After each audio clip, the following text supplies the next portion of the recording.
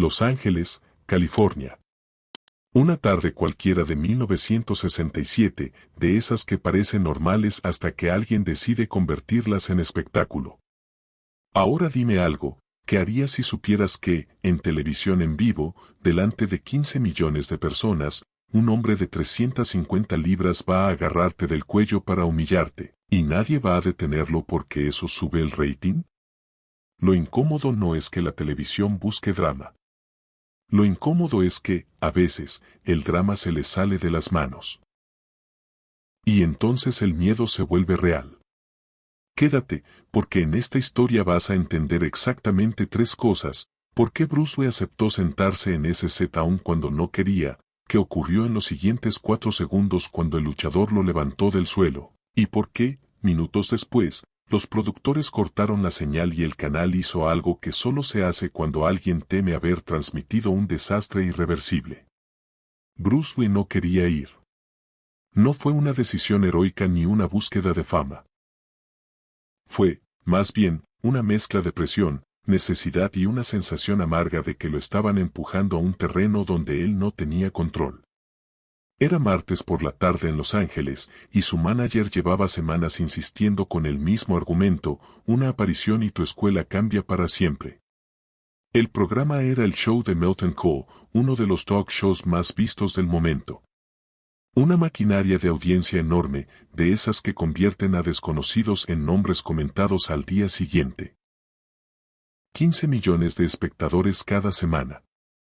Un asiento en ese set podía abrir puertas o cerrarlas con un golpe.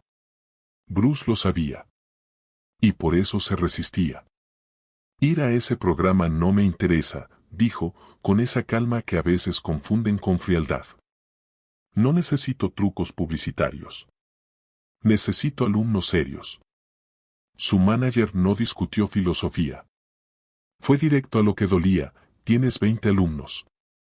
Podrías tener 2000. Podrías tener tu propio estudio.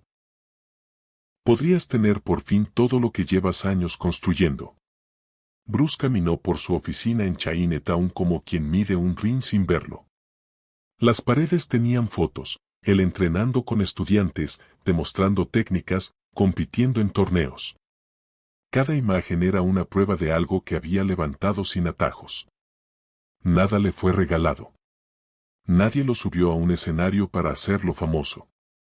Había trabajado por cada centímetro de reputación. Pero también había una realidad que no se dejaba callar. El crecimiento iba lento.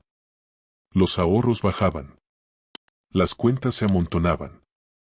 Y en su casa, Linda estaba embarazada del segundo hijo. En el mundo real, incluso los hombres disciplinados tienen números que no perdonan. Está bien, dijo al final, como quien firma un acuerdo sin amor.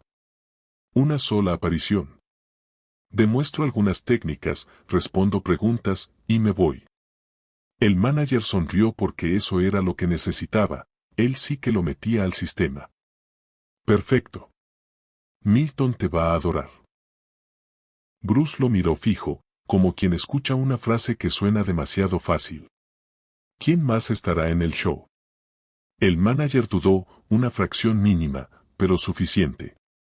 ¿Quién más?, repitió Bruce, ahora sin moverse. Y entonces salió la verdad: los productores querían un segmento comparativo, una demostración de artes marciales contra otros estilos. ¿Qué estilos? Wrestling. Lucha. Bruce dejó de caminar. ¿Quieren que me enfrente a un luchador en televisión en vivo? El manager intentó envolverlo con palabras suaves: es una demostración, nada serio. Bruce no se tragó eso. ¿Quién es el luchador? Y cuando el manager bajó la mirada, Bruce supo que el programa no había elegido a cualquiera. Boris Petrov, dijo al fin. Big Boris Petrov no era un invitado más. No era el tipo grandote simpático que aparece para bromear. Era de esos nombres que, en el mundo del combate, se pronuncian con cuidado. Medía alrededor de 6'5" y pesaba 350 libras. Músculo, hueso y una presencia que hacía que el aire se sintiera más pesado. Tenía un pasado en levantamiento de pesas, una historia de emigración que se había convertido en parte del personaje y una carrera en la lucha profesional donde interpretaba al villano como si hubiera nacido para eso.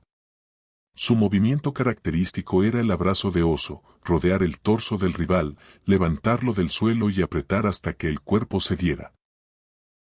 Y lo que hacía a Boris realmente peligroso no era solo el tamaño, sino su reputación. Había gente que decía que él no simulaba del todo, que no siempre cuidaba al oponente, que se le iba la mano, que el dolor, en su caso, no era utilería. En ese ambiente, eso era un problema. La lucha profesional vive de la teatralidad, sí, pero la línea entre teatro y daño existe, y Boris parecía disfrutar cruzándola. Se hablaba de costillas rotas, de carreras cortadas, de hombres que salieron del ring directo al hospital.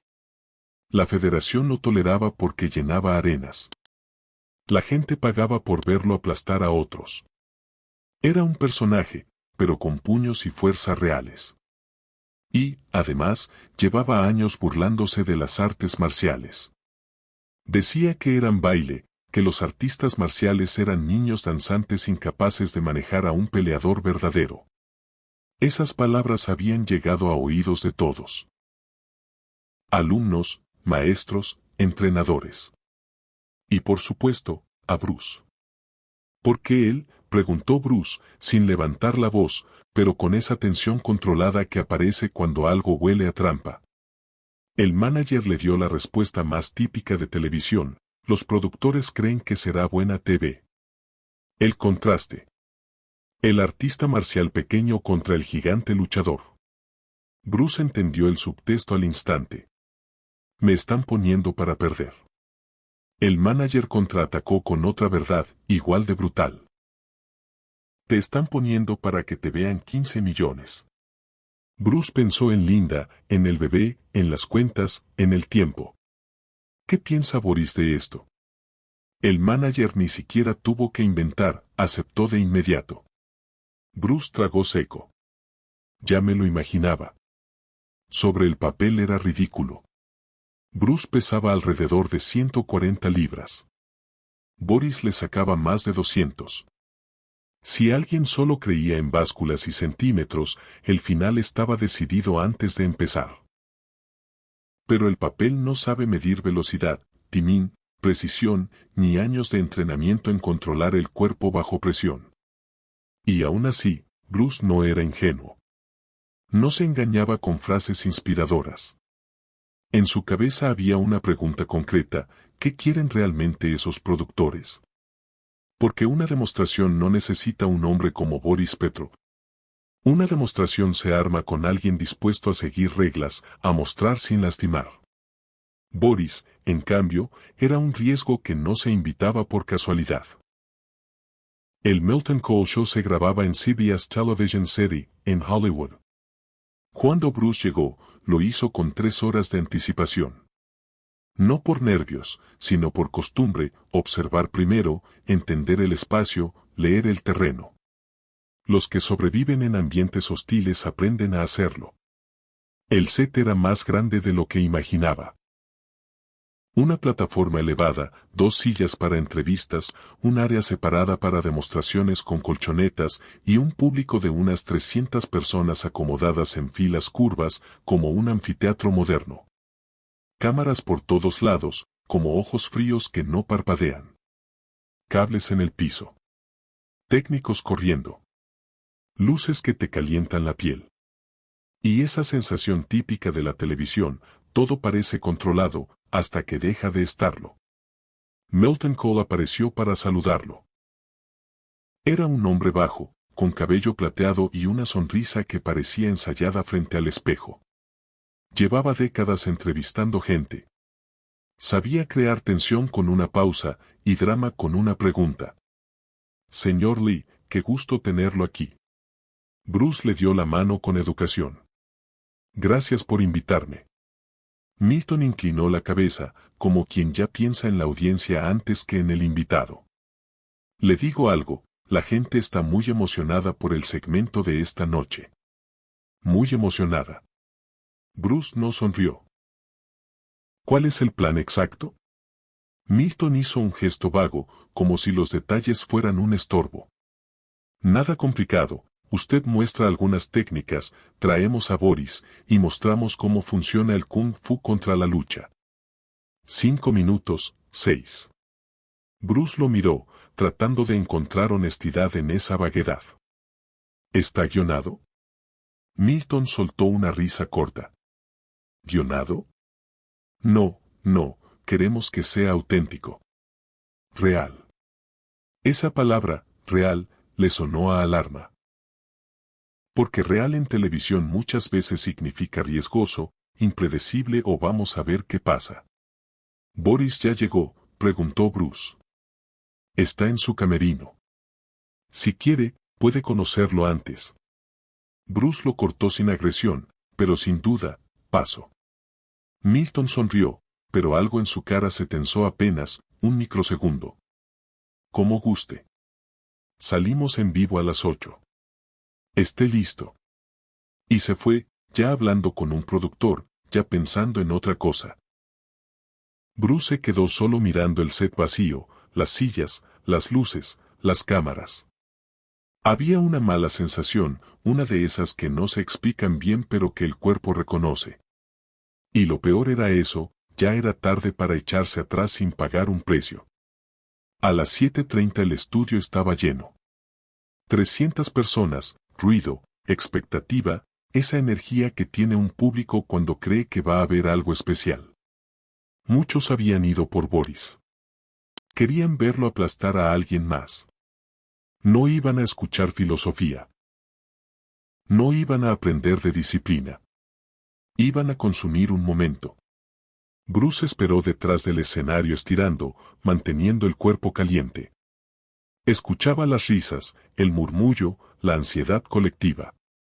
Un asistente de producción se acercó con una tablilla en la mano, joven, nervioso, mirando a todos lados como si temiera ser visto. Señor Lee. 5 minutos. Bruce asintió. El asistente no se iba. Dudó. ¿Puedo decirle algo? Bruce lo miró, serio. Adelante. El joven tragó saliva. Boris Petrov no es como parece. Bruce frunció el ceño. ¿Qué quieres decir? El chico bajó la voz, como si las paredes escucharan. Esto no va a ser una demostración. Boris le dijo a los productores que quiere que sea una pelea de verdad. Quiere humillarlo en televisión en vivo. Bruce no parpadeó. ¿Los productores aceptaron? El asistente hizo un gesto de impotencia, no dijeron que no. ¿Creen que será bueno para el rating? Él, chico pequeño asiático, siendo aplastado por el gigante luchador. Eso es lo que quieren. Ahí se rompió cualquier ilusión. Ya no era un segmento. Era una emboscada con luces. Bruce sintió la mandíbula apretarse. Gracias por decirme, respondió. El asistente parecía casi culpable. Lo siento. Solo, pensé que debía saberlo. Y se fue rápido, como quien se quita un peso y huye antes de que le caiga encima. Bruce se quedó solo con dos opciones, y ninguna era cómoda. Podía irse. Podía decir no y marcharse, proteger su cuerpo, su reputación quizá, pero la televisión tiene su propia manera de contar historias, y uno puede convertirse en tuvo miedo. Y podía salir. Aceptar el juego, aun sabiendo que se lo prepararon para perder. Era la clase de decisión que no se toma pensando en aplausos, sino en consecuencias. Por su escuela. Por su familia. Por su nombre. Por sus alumnos. Por sí mismo.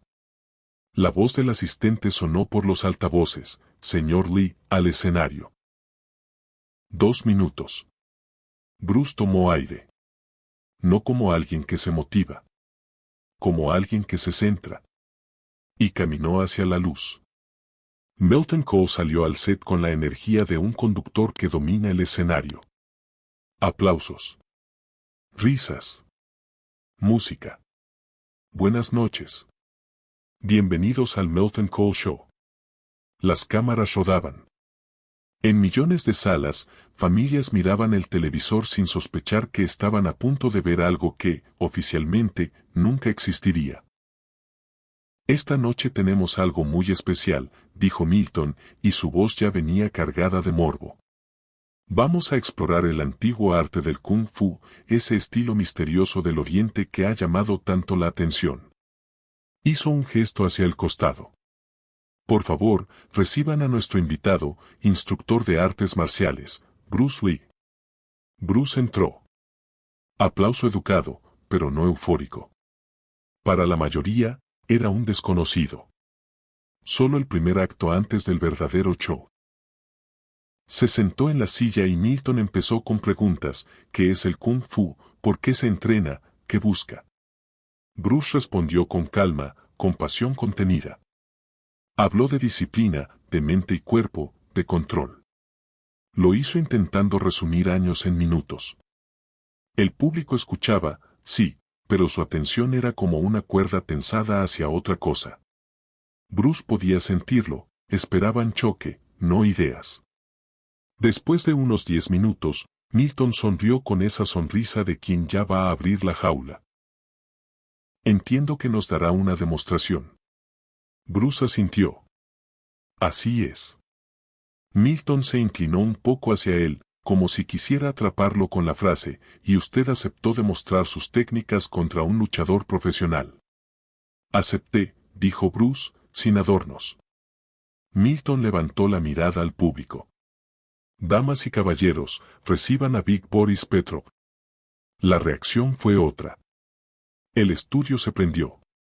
Boris entró como un bloque de cemento con piernas. Era incluso más grande en persona. Más ancho. Más pesado. Más intimidante. Vestía una camiseta negra ajustada, la tela parecía luchar contra su cuerpo. Sus ojos eran fríos, como si no estuviera ahí para jugar. No saludó a Bruce. Apenas miró a Milton. Solo se plantó, dejando que el público lo absorbiera. Milton intentó mantener el tono amable. Boris, gracias por venir. Boris soltó una frase sin sonreír: no vine a hablar. Vine a mostrar cómo se ve una pelea real. El público gritó. Querían eso.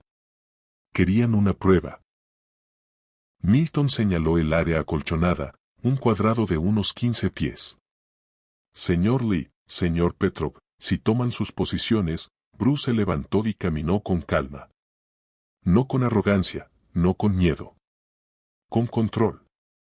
Boris avanzó detrás, y cada paso parecía hacer vibrar el escenario.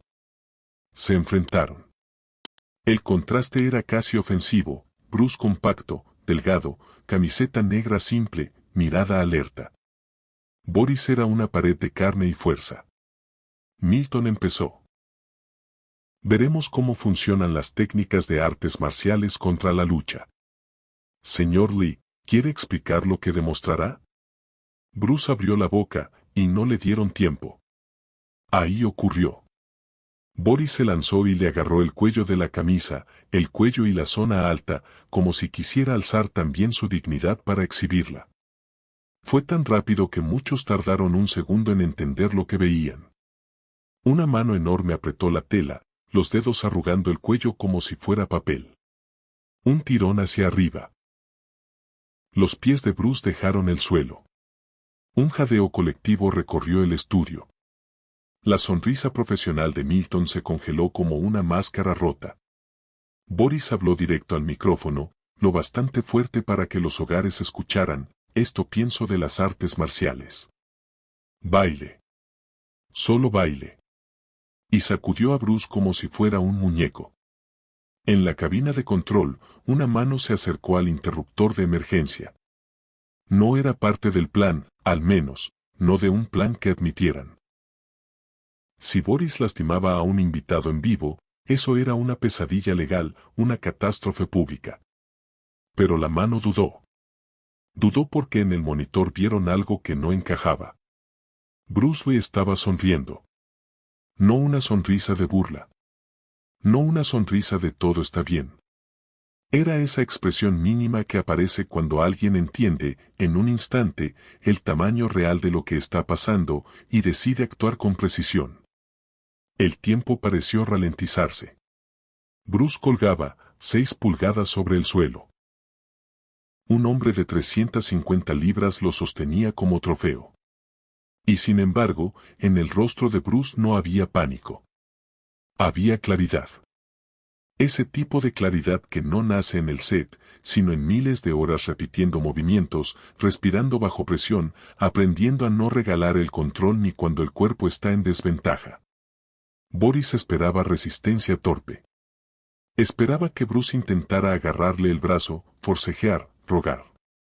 Pero Bruce no hizo eso. Sus manos subieron, sí, pero no para pelear fuerza contra fuerza. Buscar el brazo de Boris como si fuera una cuerda era inútil. En vez de eso, los dedos de Bruce encontraron el punto exacto en la muñeca, en la zona donde la mano controla el agarre, donde los nervios se vuelven botones. No fue magia. Fue conocimiento del cuerpo humano. Presionó. No fuerte, sino preciso. Y el cuerpo de Boris reaccionó como reacciona cualquier cuerpo. Los dedos se abrieron por reflejo, como si una corriente le hubiera atravesado la mano. Bruce cayó al piso, recuperó el equilibrio en un parpadeo, sin tropezar. Y antes de que el gigante entendiera que ya lo había soltado, Bruce ya estaba moviéndose. Un golpe frontal, rápido, directo, que subió y se detuvo a un dedo de distancia de la garganta de Boris. No lo tocó. No necesitaba tocarlo para enviar el mensaje. La planta del pie quedó suspendida frente al cuello del hombre grande como una sentencia que no se ejecuta, pero que se entiende. El estudio se apagó en silencio. De pronto, nadie gritó. Nadie rió. Solo respiraciones contenidas. Bruce habló sin alzar la voz, si esto fuera real, ya estarías muerto. Boris se quedó congelado. No por miedo teatral. Por sorpresa. Porque nadie había escapado así. Porque nadie, en su mundo, se movía así. Y entonces vino el segundo intento. Boris, herido en el orgullo, trató de agarrarlo de nuevo. Esta vez ya no era segmento. Era ira. Y Bruce no le permitió acercarse. Lo que pasó después se discutió durante décadas, porque los detalles variaron según quien lo contara, donde lo contara y cuántas veces ya lo hubiera repetido. Pero la secuencia, en esencia, fue una: Boris intentó imponer masa, Bruce respondió con ángulo, timín y golpes que no parecían grandes, pero hacían exactamente lo que debían. Boris lanzó un intento de derribo, un tackle, el movimiento que en su mundo aplastaba cuerpos. Abrió los brazos para envolverlo. Bruce esperó hasta el último instante, ese punto donde el atacante ya se comprometió y no puede frenar. Dio un paso lateral mínimo. Boris cerró los brazos sobre el vacío. Y en ese mismo instante, una palma golpeó la zona de la oreja, no como show, sino como interrupción del equilibrio. El gigante tambaleó, desorientado, como si el piso hubiera cambiado de lugar. Bruce se movió detrás. Un barrido seco. Piernas fuera. 300 personas vieron caer 350 libras de músculo con un golpe sordo contra la colchoneta. El ruido fue real. La vibración del escenario fue real. El público se levantó, gritando sin saber si gritaban de emoción o de alarma.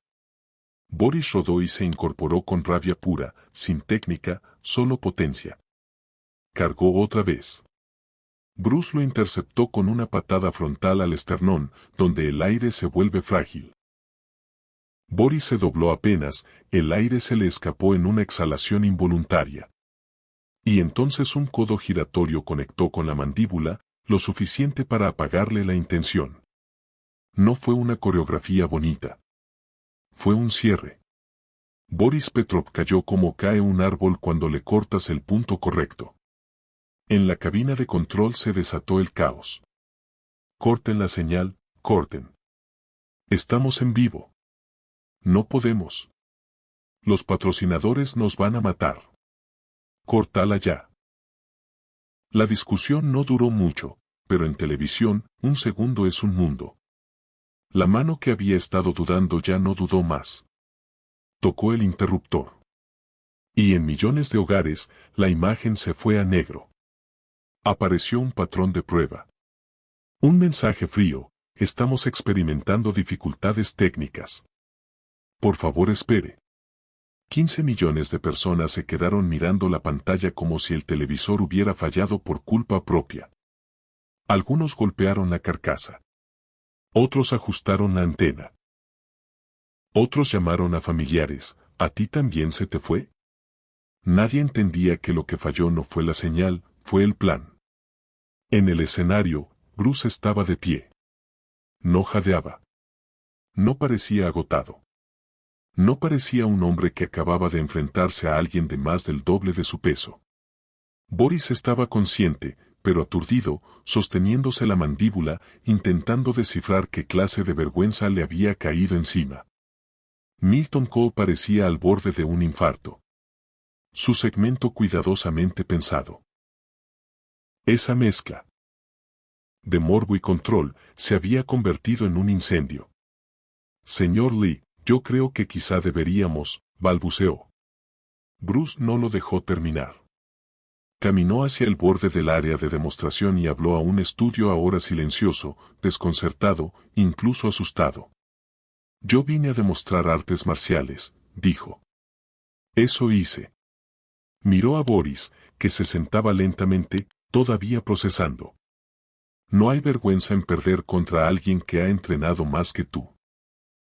La vergüenza está en creer que el tamaño y la fuerza son suficientes. No lo gritó. No buscó aplausos. No celebró. Dijo eso como quien pone un punto final. Y se fue del escenario. En términos de confrontación pura, todo había durado 4 segundos. 4 segundos desde que Boris lo agarró del cuello y lo levantó, hasta que la realidad cambió de dueño. 4 segundos que, vistos desde afuera, parecen imposibles. Por eso la historia se pegó como se pegan las historias incómodas. Porque obligan a discutirlas. Porque incomodan a los que creen que la fuerza decide todo. Porque desafían lo que el ojo espera ver. Las llamadas empezaron casi de inmediato. Patrocinadores furiosos. Ejecutivos nerviosos. Abogados preguntando por permisos, por responsabilidad, por qué se había permitido que un invitado fuera tomado del cuello sin control. Y la pregunta más peligrosa, ¿qué exactamente se transmitió antes de que se fuera a negro? Porque en televisión, lo que se vio es más importante que lo que pasó. Antes de la medianoche, según se supo después, ya había una decisión tomada: el material debía desaparecer. No editarse. No archivarse. Desaparecer. La cadena debía decir que fue un problema técnico y que el segmento se canceló. Cualquier persona que preguntara escucharía la misma respuesta, repetida como escudo: nunca sucedió. No hubo pelea. Solo fallas técnicas. Para que ese plan funcionara, necesitaban silencio. Boris Petrov recibió dinero para no hablar. Una cifra lo bastante grande como para que hasta un hombre orgulloso tragara saliva y aceptara. Además, su vergüenza era un candado natural, no tenía interés en difundir su humillación. Le dijeron que si abría la boca, su carrera terminaría. Él aceptó. Milton Cole recibió instrucciones más suaves, pero igual de claras: no mencionar el asunto jamás. Él también aceptó, porque su carrera dependía de la cadena. Y durante un tiempo, pareció funcionar. En televisión no hubo repetición, no hubo comentario, no hubo momento viral como lo habría en otras épocas. Fue como si alguien hubiera borrado un evento con goma. Pero había un problema que ninguna cadena podía apagar con un botón: 300 personas habían estado ahí. Y cuando 300 personas ven algo que no encaja, lo cuentan. Se lo cuentan a un amigo, a un hermano, a un compañero de trabajo. Lo cuentan en un bar, en una barbería, en un gimnasio. Lo cuentan con la emoción que les queda cuando sienten que fueron testigos de algo prohibido. El rumor empezó así, pequeño, casi como un chisme. Oye, ¿supiste lo de Bruce Lee en la tele? Y al principio la respuesta era risa. ¿Bruce Lee? ¿Quién? Pero luego venía el detalle que hacía imposible ignorarlo. Un luchador de 350 libras lo agarró del cuello y lo levantó, y el tipo lo desarmó en segundos, y cortaron la señal. Esa combinación era gasolina. Humillación buscada, sorpresa brutal, censura evidente. En pocos días, la historia ya no estaba solo en el público. Entró en los gimnasios. En los dojos. En el mundo de gente que sí toma en serio el cuerpo y la pelea. Y como ocurre siempre, el relato empezó a deformarse con cada repetición. En algunas versiones, la pelea duró 30 segundos. En otras, Bruce lo noqueó con un solo puñetazo. En otras, Boris se desmayó en vivo y el público gritó como si hubiera visto una muerte.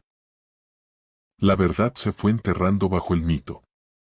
Pero incluso la verdad, sin exageración, era lo bastante fuerte. Esa noche, Bruce llegó a casa y no se lo contó a Linda. No le dijo me emboscaron. No le dijo me levantaron del cuello. No le dijo cortaron la señal. Tal vez porque no quería preocuparla, tal vez porque no quería que la historia entrara a su casa con el mismo ruido con el que salió del estudio. Se sentó en su oficina, miró las fotos en la pared, y dejó que el silencio hiciera su trabajo. Él entendía algo que los ejecutivos quizá no veían, aunque destruyeran la cinta, aunque negaran el evento, aunque repitieran nunca pasó, ya era tarde. El viejo método, boca a boca, estaba funcionando. Y ese método no se controla desde una cabina. A medianoche sonó el teléfono. Era su manager. Bruce, no sé qué decir. La cadena está furiosa. Amenazan con demandar. Dicen que fue una locura. Bruce respondió sin calor, que amenacen. El manager bajó la voz, casi como si tuviera miedo de que el teléfono fuera escuchado. Están destruyendo todo. Las cintas. Los respaldos. Dicen que no existirá registro. Bruce miró una de sus fotos, una de él entrenando, joven, serio. Que destruyan la cinta, dijo. No pueden destruir lo que la gente vio. El manager se quedó en silencio. ¿Qué quieres decir? Bruce no estaba dando un discurso. Estaba describiendo un mecanismo simple. 15 millones no lo vieron completo, dijo. Pero 300 lo vieron. Y en una semana, 3.000 lo van a haber escuchado. En un mes, 30.000. En un año, la gente que importa va a saberlo. El manager tragó saliva. Te tendieron una trampa, dijo, como si recién lo aceptara. Sí, respondió Bruce. Querían humillarme en vivo. En lugar de eso, les di el anuncio más fuerte que las artes marciales han tenido, no por marketing, por realidad. Con el tiempo, el programa siguió al aire como si nada. Milton Cole nunca habló del tema en público. Boris Petrov siguió su carrera, pero su cuerpo empezó a cobrarle factura. En 1972 se retiró, alegando lesiones. Para algunos fue una coincidencia. Para otros, fue el golpe al orgullo convertido en retiro. Años después, en 1989, murió llevándose sus versiones a la tumba. Y la cadena, por su parte, se mantuvo firme. No hubo grabación recuperada, no hubo copia milagrosa apareciendo de la nada, no hubo archivo filtrado. Cole incluso publicó una autobiografía en 1985 donde mencionó la aparición de Bruce como algo sin importancia, rápido, olvidable. La clase de frase que se escribe cuando uno quiere cerrar una puerta para siempre. Pero los que estuvieron ahí recordaron. Porque hay momentos que no se borran con una declaración. Un miembro del público, un estudiante universitario llamado David Chan, escribió esa noche un relato detallado en su diario. No un texto perfecto, no un guión, sino una descripción de alguien que todavía tenía la piel caliente por lo que acababa de presenciar, el agarre, el silencio, el cambio de energía, la velocidad que parecía imposible. Ese diario, años más tarde, fue encontrado por sus nietos en 2015 y publicado en Internet. Y aunque un texto no sustituye un video, si hace algo importante, pone estructura donde antes solo había rumor. Da fechas, sensaciones, secuencias. Le quita un poco de niebla al mito. Chen escribió que jamás olvidaría lo que vio, un hombre de la mitad del tamaño de su oponente enfrentando una derrota segura y ganando de una forma tan contundente que el estudio prefirió apagar la realidad antes que dejarla completa frente al país. Y esa frase, con el paso del tiempo, se volvió el corazón de la historia. No es solo que Bruce ganó. Es que la televisión, que vive de mostrar, eligió cortar. Eso habla de miedo. De pánico. De control perdido. Con los años, ese episodio quedó flotando entre dos mundos, el de los que lo niegan porque no hay cinta y el de los que lo creen porque hay testigos. Y ahí, justo ahí, es donde nacen las leyendas que incomodan. Porque obligan a elegir. ¿Crees solo lo que está grabado, o aceptas que hay cosas que pasaron aunque alguien se esforzó en borrarlas? Al final, lo más fuerte de esta historia no es imaginar a Bruce como un superhéroe invencible. Lo más fuerte es algo más humano y más frío, que en un ambiente diseñado para humillar, él mantuvo el control, que ante un hombre que lo levantó del cuello, no respondió con rabia, sino con precisión.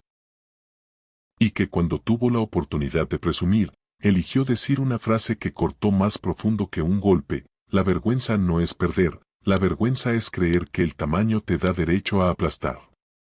Y si algo deja esta historia, es una enseñanza que no se siente bonita, pero sí útil. La fuerza impresiona, el volumen asusta, el espectáculo engaña, pero lo que decide un momento crítico casi siempre es lo que nadie ve en pantalla. Preparación, calma, y la capacidad de hacer lo correcto en el segundo exacto. Si te quedaste hasta aquí, te propongo algo simple: piensa qué parte te parece más creíble y cuál te hace dudar, y dilo en los comentarios. No para pelear, sino para entender cómo nacen las historias que el mundo intenta negar. Porque algunas señales se pueden cortar, pero hay verdades que, una vez vistas, ya no se apagan.